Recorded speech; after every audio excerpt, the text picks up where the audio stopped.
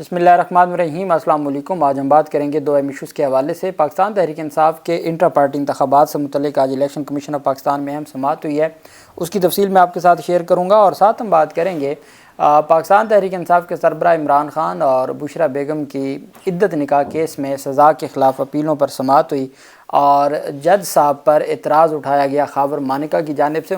خاور مانیکا نے بدتمیزی کی سلمان اکرم راجہ صاحب سے، انتہائی نچلے لیول کی، جس طرح کا ان کا مقدمہ ہے ویسی ان کا آج بیہیویئر سلمان اکرم راجہ صاحب جیسے سینئر موسٹ اور انتہائی مہذب شخص کے ساتھ، اور اس پر پھر پاکستان تحریک انصاف کے وکلاء نے عدالت سے احتجاج بھی کیا کہ آپ ان کے خلاف کیوں نہیں کوئی ایکشن لے رہے۔ تو جو درخواست دائر کی گئی تھی عدالت نے مسترد کر دی۔ جج پر الزام لگایا گیا کہ آپ سافٹ کارنر رکھتے ہیں عمران خان کے حوالے سے، اور یہ میری پوری فیملی کو اس بات کا پتہ ہے، یہ خاور مانیکا نے کہا۔ جج صاحب نے نہ صرف درخواست خارج کی بلکہ پورے 2 صفحوں کا آرڈر لکھ دیا خاور مانیکا کے اس درخواست پر، اس کی تفصیل بھی میں آپ کے ساتھ شیئر کروں گا۔ سب سے پہلے میں آپ کو بتاتا چلوں کہ مریم نواز کے حوالے سے جو درخواست تھی اس کے اوپر آج بھی سماعت نہ ہو سکی۔ یہ وہ درخواست تھی جس میں یہ کہا گیا تھا کہ مریم نواز کے خلاف مقدمہ درج کیا جائے، چونکہ انہوں نے غیر قانونی طریقے سے جو لباس پہنا ہے یا یونیفارم پہنی ہے پولیس کی۔ تو 191 ایڈیشنل سیشن ججز کے تبادلے ہوئے ہیں لاہور میں سے، تو اس میں ایک جج صاحب یہ بھی تھے جن کا تبادلہ ہو گیا ہے۔ تو اب 2 مئی کی تاریخ ہے، نئے جج صاحب آئیں گے، وہ اپنا چارج سنبھالیں گے، چونکہ 3 مئی سے کہا گیا ہے کہ 3 مئی تک چارج سنبھالیں۔ تو جو نئے جج صاحب چارج سنبھالیں گے تو پھر اس کے بعد فیصلہ کیا جائے گا مریم نواز کے خلاف اس کیس کا کہ یہ معاملہ کس طرف جاتا ہے۔ رانا ثناءاللہ کو عہدہ دے دیا گیا ہے۔ رانا ثناءاللہ کی جانب سے یہ کہا جاتا تھا کہ میں اگر عہدہ لینا ہوتا تو میں سینیٹر بن سکتا تھا، میں وزیر داخلہ بن سکتا تھا، میں آ جاتا تو محسن نقوی وزیر داخلہ نہیں بن سکتا تھا، میں حکومت میں کوئی عہدہ نہیں لوں گا، اور بہت ساری باتیں کی جاتی تھیں۔ لیکن آج ان کو بھی مشیر بنا دیا گیا ہے، وزیر اعظم کا مشیر برائے سیاسی و عوامی امور تعینات کر دیا گیا ہے۔ یہ اس غریب ملک کے اشرافیہ ہے جن کو دھڑا دھڑ عہدے تقسیم کیے جا رہے ہیں۔ آج کے دن 2 مشیر، اب یہ مشیر نہیں ہوں گے، ان کا پروٹوکول تو وزراء جیسا ہے، ان کی مراعات وزراء والی ہیں، تو تمام کے تمام ان کے پاس اختیارات اور مراعات ہیں، اور غریب آدمی کا کیا بنے گا۔ صدر مملکت نے رانا ثناءاللہ کی تعیناتی کی منظوری وزیر اعظم کی ایڈوائس پر آئین کے آرٹیکل 93 کے تحت دی ہے۔ شہباز شریف سعودی عرب میں گئے، پہلے انہوں نے ڈپٹی وزیر اعظم بنا دیا اسحاق ڈار کو، اور پھر آج 2 تعیناتیاں ہوئی ہیں۔ ایک تعیناتی ہوئی ہے رانا ثناءاللہ کی، ان کو وزیر اعظم کے مشیر برائے سیاسی و عوامی امور تعینات کیا گیا، جبکہ دوسری جانب مشہور زمانہ عرفان قادر جو سابق اٹارنی جنرل بھی ہیں، آپ کو یاد ہوگا حمزہ شہباز کے کیسز میں، اور کبھی الیکشن کمیشن کے وکیل بن کے عمر عطا بندیال صاحب کے سامنے خاص مقصد کے لیے کھڑا کیا جاتا تھا۔ اب عرفان قادر کو شہباز شریف کا تعینات کر دیا گیا ہے، معاونت کے لیے قانونی امور کا مشیر ان کو تعینات کر دیا گیا ہے، اور ان کو کنسلٹنٹ تعینات کیا گیا ہے شہباز شریف نے عرفان قادر کو، اور اس کا بھی باقاعدہ طور پر نوٹیفیکیشن جاری کر دیا ہے۔ عرفان قادر کو 2 سال کے لیے کنسلٹنٹ تعینات کیا گیا ہے، وہ قانونی امور کے حوالے سے شہباز شریف کی معاونت کریں گے۔ یہ جو حالات بنے، جس طریقے سے ججز کا معاملہ بنا، اور میرے خیال میں جو آج اٹارنی جنرل آف پاکستان کی باڈی لینگویج تھی، انہوں نے یہ جتنا کچھ ہوتا رہا، بنیادی انسانی حقوق کا معاملہ، عالمی عدالتوں سے متعلق ساری چیزوں پر ہم نے دیکھا اٹارنی جنرل نے اپنا حکومت کا دفاع کیا، اور اپنے جو باقی ہیں ان کا دفاع کیا، اور انتہائی افسوسناک صورتحال بھی سامنے آئی، بہت ساری چیزیں سامنے آئیں۔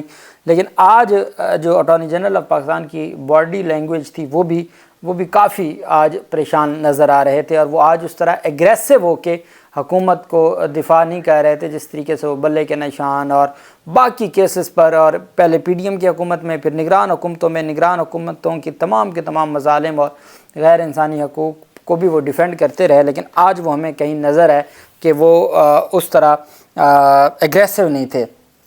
ہو یہ سکتا ہے کہ یہ ججز کیس میں وفاقی حکومت عرفان قادر کو ہی سامنے لے کے آئے، اور عرفان قادر ہی ججز کے ساتھ پھر اگلا معاملہ اور آئین اور قانون کے مطابق۔ دوسری طرف جو خاور مانیکا کا کیس تھا، ان کی درخواست آ گئی خاور مانیکا کی تو جیسے سماعت شروع ہوئی تو عدالت نے پاکستان تحریک انصاف کے وکیل عثمان ریاض گل ایڈوکیٹ کو سیکشن 528 اور 526 کو پڑھنے کی ہدایت کی۔ انہوں نے سیکشن 528 اور 526 عدالت کے سامنے پڑھا۔ عثمان ریاض گل نے بتایا کہ 90% اپیلوں پر سماعت ہو چکی ہے، اگر کوئی تھریٹ ہے تو شکایت کنندہ متعلقہ فورم سے رابطہ کرے۔ اب 526 اور 28 کیا ہے؟ یہ ٹرانسفر آف دی کیس ہے، ایک جج سے دوسرے جج کو۔ جب ٹرانسفر کی درخواست دی تو جج صاحب نے کہا کہ یہ پڑھیں۔ خاور مانکا نے درخواست میں موقف اپنایا کہ میری پوری فیملی میں یہ بات مشہور ہو گئی ہے کہ جج صاحب عمران خان اور بشرا بی بی کو بری کر دیں گے، جس پر سلمان اکرم راجہ نے دلائل دیے کہ ایک جملے میں کسی عدالت کو کیس ٹرانسفر کرنے کا کہنا توہین عدالت میں آتا ہے۔ سلمان اکرم راجہ صاحب کا مزید کہنا تھا کہ حال ہی میں جسٹس بابر ستار صاحب نے عدم اعتماد کی درخواستیں جرمانے کیے، خاور مانکا نے پورے خاندان کو رسوا کیا ہے۔ خاور مانکا نے سلمان اکرم راجہ سے مکالمہ کیا کہ آپ کے قریبی دوست معظم نے آپ کو کال نہیں کی، جس پر سلمان اکرم راجہ نے کہا کال کی ہے مگر میں نے ان کو جواب دیا کہ بات نہیں ہو سکتی۔ خاور مانکا نے الزام عائد کیا کہ آپ نے ان کو کہا کہ لاہور آ کر بات کرتے ہیں۔ اس دوران پی ٹی آئی وکلا اور خاور مانکا کے درمیان سخت جملوں کا تبادلہ ہوا۔ جج شاہ رخ ارجمند نے ریمارکس دیے کہ اس درخواست پر پہلے فیصلہ کر لیتے ہیں پھر آگے دیکھتے ہیں۔ سلمان اکرم راجہ صاحب نے دلائل دیے کہ اس اسٹیج پر اس طرح کے ہٹ کنڈے استعمال کر رہے ہیں، میری استدعا ہے کہ اس درخواست پر بھاری جرمانہ عائد کر کے اس کو خارج کریں۔ عثمان ریاض گل نے ایڈوکیٹ نے موقف اپنایا کہ بغیر کسی ثبوت کے اگر میں بھی کوئی الزام لگاؤں تو مجھے بھی سزا ملنی چاہیے، یہ جو طریقہ کار ہے یہ درست نہیں ہے اور ہر صورت اس کو ہمیں کنڈیم کرنا چاہیے۔ اب اس پر جو جج صاحب نے فیصلہ جاری کیا، فیصلہ محفوظ ہو گیا پہلے، اس پر جو فیصلہ جاری کیا، اب الزام یہ تھا جی کہ آپ کی ہمدردیاں ہیں، آپ کا سافٹ کارنر ہے عمران خان کے ساتھ۔ تو جج صاحب نے جو فیصلہ 2 صفحات پر مشتمل جاری کیا، تفصیلی فیصلے میں کہا کہ خاور مانکا نے بیان حلفی کے ساتھ کسی اور عدالت میں کیس ٹرانسفر کرنے کی درخواست دی۔ خاور مانکا کو ذاتی حیثیت میں عدالت نے سنا، شکایت کنندہ کے وکیل نے بھی دلائل دیے۔ عدالت نے تفصیلی فیصلے میں کہا کہ سیکشن 528 کے تحت اپیل پر سماعت شروع ہو جائے تو کیس ٹرانسفر نہیں کیا جا سکتا۔ مرکزی اپیلیں زیر سماعت ہونے کی وجہ سے سزا معطلی کی درخواستوں پر آج کی تاریخ تک فیصلہ نہیں کیا گیا تاکہ ہم مین اپیلوں کو ڈیسائیڈ کریں۔ اب جب مین اپیلوں پر کافی سماعت مکمل ہو چکی ہے تو اب اس طرح کی جو درخواستیں ہیں وہ انٹرٹین نہیں کی جا سکتی۔ تفصیلی فیصلے میں عدالت نے کہا کہ موجودہ سٹیج پر کیس کی ٹرانسفر کی درخواست کو منظور نہیں کیا جا سکتا، صرف اسلام آباد ہائی کورٹ ہی اس کیس کو کسی اور عدالت میں ٹرانسفر کر سکتی ہے۔ اسلام آباد ہائی کورٹ کی ڈسٹرکٹ اینڈ سیشن کورٹ کا تفصیلی فیصلے میں کہنا تھا کہ خاور مانکا کے مطابق عدالت کا جھکاؤ اور ہمدردیاں پی ٹی آئی کی طرف ہیں۔ خاور مانکا نے الزام کو ثابت کرنے کے لیے کوئی بھی ثبوت عدالت میں پیش نہیں کیا۔ جج صاحب نے کہا مجھے 20 سال سے زائد عرصہ ہو گیا ہے بطور جج اپنی خدمات سر انجام دیتے ہوئے، آج تک میرے اوپر ایسا کسی نے الزام نہیں لگایا جو یہ ایک سطحی الزام لگایا جا رہا ہے۔ تفصیلی فیصلے میں کہا گیا کہ خاور مانکا کے مطابق فرح گوگی نے عدالت کو اپنی مرضی کا فیصلہ لینے کے لیے مینج کیا ہے، جس کا خاور مانکا نے کوئی بھی دستاویزی ثبوت جمع نہیں کروایا۔ جج شاہ رخ ارجمند نے اپنے تفصیلی فیصلے میں کہا ہے کہ 21 سالہ جوڈیشل کیریئر میں پہلی بار مجھے ایسی درخواست موصول ہوئی، ہائی پروفائل کیسز سمیت کئی کیسز کی سماعت کی، لیکن ایسی کوئی شکایت کسی نے میرے خلاف نہیں کی۔ تفصیلی فیصلے میں جج شاہ رخ ارجمند کا کہنا تھا کہ میں اپنا جوڈیشل کام ایمانداری اور دیانتداری کے ساتھ کر رہا ہوں، ہر جج انصاف کی فراہمی کا مقدس فریضہ سر انجام دے رہا ہے۔ جج شاہ رخ ارجمند نے تفصیلی فیصلے میں کہا کہ مجھ پر کسی بھی پارٹی کی جانب سے کوئی دباؤ نہیں ہے، تمام حقائق کو دیکھتے ہوئے خاور مانکا کی درخواست کو مسترد کیا جاتا ہے۔ فیصلے میں عدالت نے حکم دیا کہ خاور مانکا کے وکلاء 8 مئی کو حتمی دلائل دیں، دلائل نہ دینے کی صورت میں اپیلوں کو فیصلے کے لیے مقرر کر دیا جائے گا، آئندہ سماعت پر دلائل نہ دیے گئے تو دلائل کے لیے مزید وقت بھی نہیں دیا جائے گا۔ اب خاور مانکا بیسیکلی کیا چاہتے تھے، 1 ہفتے کا وہ ٹائم لے گئے، جج کو بھی اب ایسی درخواستیں ہوتی ہیں دباؤ ڈالنے کے لیے، لیکن ایک بات ہے کہ جو جج شاہ رخ ارجمند صاحب ہیں چونکہ وہ کافی دلائل سن چکے تھے، اگر یہ کیس ٹرانسفر کر دیتے پھر وہ زیرو سے شروع ہوتا، ابھی ہم 1 ہفتے کی بات کر رہے ہیں نا، پھر مہینے لگ جاتے، تو یہ جو جج صاحب کی جانب سے، اور میں سمجھتا ہوں کہ جو اسلام آباد ہائی کورٹ کا جسٹس بابر ستار صاحب کی کل کی سماعت، آج از خود نوٹس کی سماعت اور ججز کا خط اور ججز کا سٹینڈ لینا، وہ اس بات کی طرف اشارہ ہے کہ جو معزز جوڈیشری ہے اور ماتحت عدلیہ ہے وہ بھی اب سٹینڈ لے گئی ہے اور انہوں نے بھی اپنا جو ذمہ داریاں ہیں وہ بہتر انداز میں آگے بڑھا رہے ہیں۔ دوسری طرف الیکشن کمیشن آف پاکستان میں پاکستان تحریک انصاف کے جو انٹرا پارٹی انتخابات سے متعلق سماعت ہوئی اور Pakistan Tehreek Insaf election commission of Pakistan میں پاکستان تحریک انصاف کے وکلاء پیش ہوئے، بیرسٹر گوہر علی خان اور باقی وکلاء موجود تھے اور چیف الیکشن کمشنر کی سربراہی میں 5 رکنی بینچ نے سماعت کی۔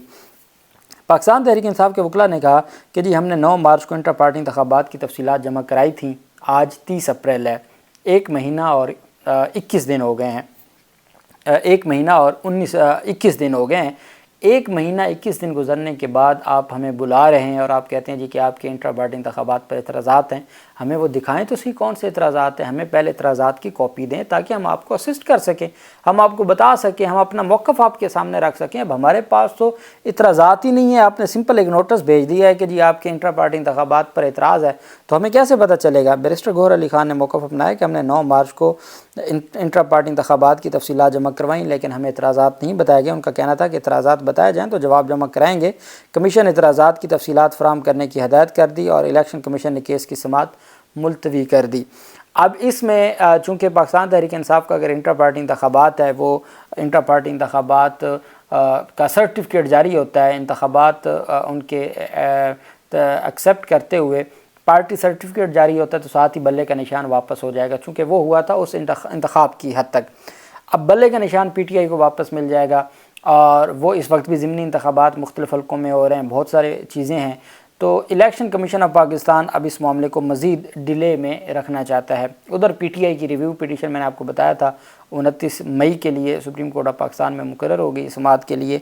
पाकिस्तान तहरीक इंसाफ ये समझती है कि हर सूरत जो, और ये तीसरी बार PTI की इंटर पार्टी इंतखाबात हैं जिस पर ये जारी किया गया है या ये एतराज़ उठाया गया है, और पाकिस्तान तहरीक इंसाफ ये समझती है कि उनका हक़ है, उनका बल्ले का निशान, उनका जो इंतखाबी सिंबल है और उनको वापस मिलना चाहिए। अब एतराज़ात की कॉपी पाकिस्तान तहरीक इंसाफ को मिल गई है, वो मुहैया करने का हुक्म दिया, वो मिलेगी तो फिर हमारे पास भी कॉपी आ जाएगी, वो भी आपके साथ शेयर करेंगे कि इस बार क्या एतराज़ात लगाए। वो फिर PTI उसका रिटर्न रिप्लाई भी जमा करवाएगी और इलेक्शन कमीशन पर इस केस को समाअत के लिए मुकर्रर करेगा। चूँकि ये केस PTI के बरखिलाफ़ है, PTI के ख़िलाफ़ ये केस है और एतराज़ात हैं, इस वजह से इसमें कोई ज़्यादा जल्दी नहीं है। चूँकि ये डिसाइड हो जाएगा तो फिर हाई कोर्ट में चला जाएगा और फिर हाई कोर्ट से बल्ले का निशान मिल गया तो फिर वापस मामला, तो इस वजह से इसको जितनी देर इसको डिले में रखा जा सकता है तो इसको देखा जाएगा। बहरहाल कब तक अल्टीमेट चीज़ों ने दुरुस्त होना है और अल्टीमेट सूरज तुलू होगा। अल्लाह पाक पाकिस्तान का हामी नासिर हो। बहुत शुक्रिया। अल्लाह हाफिज़। पाकिस्तान जिंदाबाद।